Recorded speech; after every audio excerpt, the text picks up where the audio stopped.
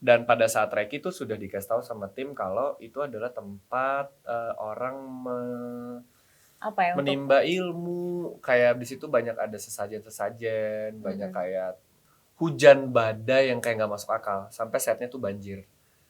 Set kuburan itu banjir, kita harus hold shooting 4 sampai 5 jam.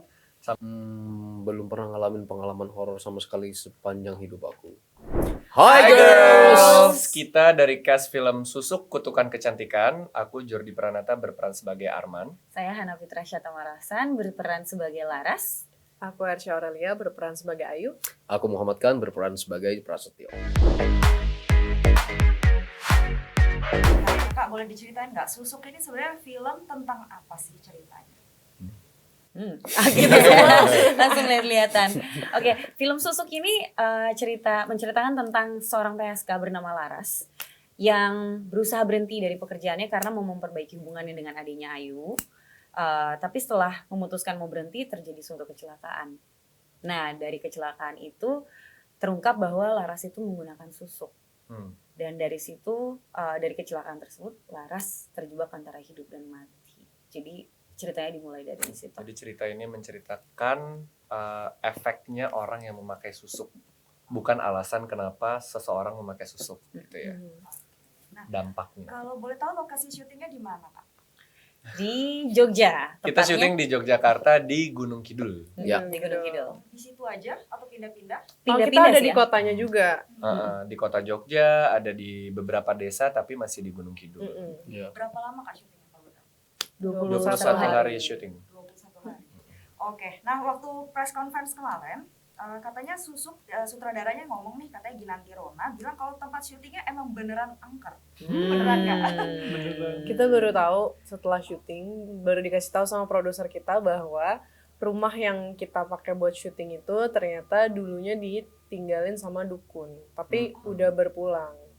Dan di bawahnya Di bawah katanya, rumah itu tuh banyak benda-benda pusaka, peninggalan yang dukun-dukun itu. yang dikubur di situ, dipendam di situ. Iya. Maksudnya nggak ada yang berarti ada bunuh-bunuhan mungkin di sana, kematian gitu, atau kalian Mungkin tahu? ya. Mungkin dulunya. Kita nggak pernah tahu juga. Kita Kalau nggak itu logikanya, kalau bekas praktek dukun, di logikaku kayaknya ada korban. Bisa jadi aja gitu ya. Atau ada yang Bener. ditanam seperti ya pusaka-pusaka itu pasti masih ada isinya, dan memang energi itu kita rasakan pas kita syuting kan. Iya.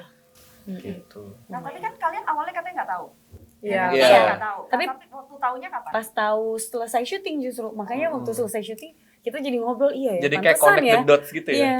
Kok rasanya memang di situ tuh agak Emang creepy ya gitu. energinya gitu. beda gitu, dan memang sering ngerasain merinding-merinding gitu pas kita syuting di situ. Dan memang di kamar juga aku ngerasa beda karena ternyata itu bener-bener kamar dulu tempatnya Iya, tinggal di ruangan situ. prakteknya tuh di kamar. Oke. Terus Kak Airsya beneran tidur di sana? Maksudnya Kak Airsya tempat tidurnya di situ, di kamar itu? atau- Di ceritanya Oh, di setnya situ. sih Itu di kamar situ mereka kamar berdua. kita berdua.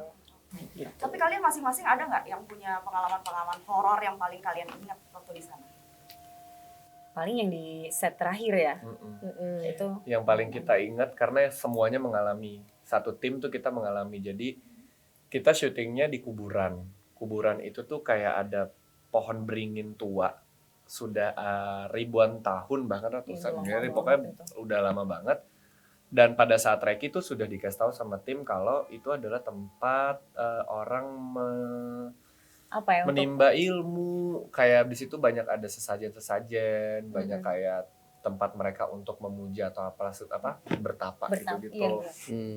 Dan pas kita syuting di sana belum rangkum 1 hari, bahkan belum setengah hari, hujan badai yang kayak nggak masuk akal, sampai setnya tuh banjir. Set kuburan itu banjir, kita harus hold shooting 4 sampai 5 jam, sampai akhirnya diputuskan kita nggak bisa ngelanjutin syuting nih. Nah pas kita keluar dari area itu tuh Kering. nggak hujan sama sekali. Kering, jadi hujannya Jadi cuma di hujannya area cuma kita di doang. situ. Iya. Hujannya cuma di situ, terus kita harus hold 2 hari karena harus dikeringin dulu. Dan banyak yang bilang penunggu di sana itu kayak belum welcome sama kita Iya. gitu. Entah niat kita yang terlalu berhati-hati dalam artian kayak suuzon sama orang di sana Iya. gitu. Jadi kita datang udah yang bawa bawang apa segala macam, padahal kayaknya nggak perlu lah gitu. Iya. Akhirnya kita mesatukan tekad kita kayak kita hanya ingin bekerja di sana, nggak mau mengganggu, dan di hari kita syuting lagi itu enak banget ternyata di Iya. sana, teduh, sejuk gitu. Iya ya. Jadi yang kita takuti itu sebetulnya ya kita dengan pikiran kita gitu yang membuat Terlalu parno makhluk gitu. di sana jadi kesindir gitu. Emang kita bakal ngapain lo sih Iya. gitu. Kalau Mas Kan sendiri ada nggak pengalaman horor? Jujur aku sebenarnya belum pernah ngalamin pengalaman horor sama sekali sepanjang hidup aku. Oh, oke. Jadi- Tapi kalau merasa merinding di sana, tadi kan teman-teman ada yang merinding. Paling mungkin pas adegan sama Hana ya, adegan kita berdua kayak aku bisa ngerasain energi yang dia keluarin tuh kayak beda, kayak bukan Hana yang kalau aku kenal biasanya gitu pas di syuting itu doang sih gitu. Tapi kalau kayak mencium sesuatu atau kayak melihat sesuatu atau mengalami sesuatu belum. Iya. Aku sangat Tapi Kak, mau nggak? Penasaran Lihat nggak? gitu. mungkin karena aku nggak penasaran dan nggak pengen sehingga ada orang yang pernah bilang katanya mata batinku tuh emang ketutupnya tuh rapet gitu. Jadi kayak susah dimasukin benda-benda hal-hal kayak begituan. Iya. Ada ya. Beruntung banget. Iya, kata temanku yang bisa lihat-lihat tuh kamu tuh susah, karena mata batinmu tuh ketutup Iya. rapet. Gitu. Kalau Kak Ersha sama Kak Hana? Kalau aku sempat ngalamin kejadian yang agak aneh sih, yang belum pernah aku ngalamin sebelumnya selama aku syuting gitu. Jadi ada satu adegan yang cukup berat secara emosional gitu di film ini, dan waktu lagi mau take di brief dulu sama sutradara kita, dan entah kenapa tiba-tiba aku mulai nangis kejer dan aku nggak bisa berhenti. Aku sampai harus keluar dari ruangan itu, aku keluar rumahnya bahkan, terus harus ditenangin sama ada 4 atau 5 orang gitu. Tapi tetap nggak bisa tenang. Terus aku sampai kayak nggak bisa berhenti, bener-bener nggak bisa berhenti. Dan setelah itu akhirnya reda, ada kali kayak 30-40 menit nggak bisa berhenti. Dan sampai cukup menghambat syuting di hari itu juga karena mereka pada kayak Ersha nggak bisa berhenti nangis, Ayu nggak bisa berhenti nangis, ini nggak bisa take gitu. Terus setelah itu aku cerita ke mama aku di rumah dan dia bilang itu kayak kamu kemasukan deh gitu. Tempelan. Ketempelan. Ketempelan. Karena itu kejadian aneh banget dan di posisi itu pun aku nggak bisa menjelaskan aku lagi kenapa.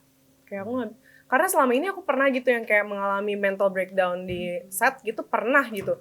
Yang kayak mungkin aku lagi kesel atau lagi PMS yang Iya. kita nggak pernah tahu kan. Cuman pas ini tuh bener-bener aku nggak punya penjelasan apapun dan nggak bisa berhenti gitu. Tapi untuk- nangis aja gitu. Nangis Hati, aja kayak- otak, apa isinya? Kosong. Nangis aja. Sedih. Kayak energi di rumah itu emang emosi bukan jelek. emosi kayak enak gitu. Iya, kayaknya sih yang aku rasain tuh emosi gede banget yang akhirnya keluar terus dan nggak bisa berhenti gitu jadinya. Oversensitif gitu kan yang Iya kayak parah sih, kayak gue jadi sensi banget, kayak orang ngomong apa tuh gue jadi merasa nangis gitu. iya kayak emosi di dalam gede banget sampai aku harus keluarin kayak gitu. Gitu. Tapi setelah itu syutingnya berjalan dengan lancar. Puji Tuhan lancar. Akhirnya berhenti dan kayaknya karena mungkin nggak tahu ya, kita punya penjaga juga 3 orang di lokasi dan mungkin kayaknya mereka ada melakukan sesuatu, aku nggak ngerti. Pokoknya di titik itu aku cuman bisa nangis doang, tapi tiba-tiba berhenti, tiba-tiba aja gitu. Kak Hana? Apa ya, paling sebenarnya karena kalau di sini kan aku memerankan selain jadi manusia juga jadi entitas itu kan.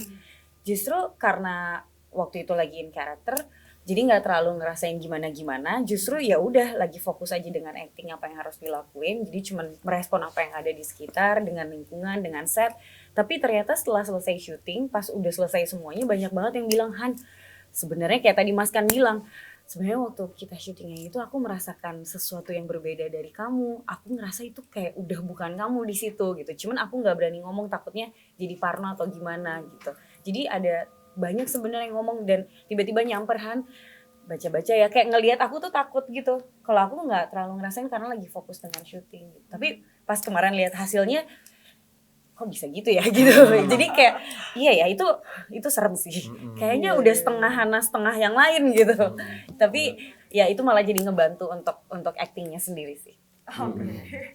Channelingnya ke arah sana jadi Ke situ. bagus. Oke, kita lupain soal yang horor-horor. Oke. Ya, kita lupain. Nah, aku pengen tanya soal pendalaman karakternya nih. Terutama untuk Kak Hana kan jadi PSK ya, sama Mas Kan yang jadi dukun. Itu kayak apa pendalaman karakternya? Apakah lihat di YouTube dukun kayak apa begitu atau gimana? Karena Prasetyo di sini cukup unik dalam arti ada satu ritual yang nggak akan banyak kita lihat dalam kehidupan kita sehari-hari atau cerita-cerita yang kita pernah dengar tentang dukun bagaimana dia meritual pasien-pasiennya, sehingga aku spesifik banyak berlatih secara spesifik banyak berlatih untuk khusus adegan itu sangat teknikal banget. Aku belum bisa cerita sampai teman-teman nanti nonton film itu maka akan bisa paham apa yang kita maksud. Jadi ada satu adegan di mana kami berdua melakukan satu ritual yang itu sangat fisikal dan sangat teknikal, dan itu lumayan berat, apalagi waktu itu syutingnya malam-malam dan adegan itu sangat nguras energi ya, maksudnya secara teknis itu susah dan secara emosi juga nggak gampang gitu di adegan itu. Tapi kalau untuk karakternya sendiri yang selalu observasi itu pasti gitu, observasi itu bisa dari internet dan bisa dari orang-orang di sekitar kita. Aku kebetulan karena punya teman dekat yang cukup dekat sama dunia semacam itu, jadi aku banyak tanya-tanya ke dia, dan selebihnya aku breakdown karakternya kayak desain karakter dari Prasetyo yang aku tawarkan itu inginnya seperti apa, dan itu aku tawarin ke sutradaranya dan penulis naskahnya, dan bersyukurnya waktu itu disetujui, sehingga selebihnya aku fokus kepada bagaimana untuk nge-build karakter itu aja sih gitu. Dan jadi observasinya aku nggak terlalu banyak karena juga memang tokoh Prasetyo ini agak jarang juga aku temuin di kehidupan sehari, jadi kayak itu emang kayak kreasi yang aku coba tawarkan gitu. Original. Kayak gitu-gitu sih. Tapi Mas Kan sendiri dasarnya teater ya? Betul. Jadi harusnya lebih gampang ya Mas? Enggak juga. Yang susah sebenarnya lebih ke hal-hal yang berkaitan dengan teknis sih. Susah. Yang pertama ada di otak aku, ini berat banget karakternya. Karena Ayu ini kan bersinggungan langsung dengan kakaknya yang diambang hidup dan mati, dan Ngasih penawaran kayak Arman berlogat di sini gitu, dan ternyata lumayan berat pas di approve, kayak aduh tau gitu nggak usah gitu. Cuman ya sudah lah, itu mau orang lain bilang iya loh. ngapain sih lu setia, lu bodoh, lu bisa dapat yang lebih, kayak enggak, hati gue bilang ini ya ini, jadi teguh sama apa yang sudah kita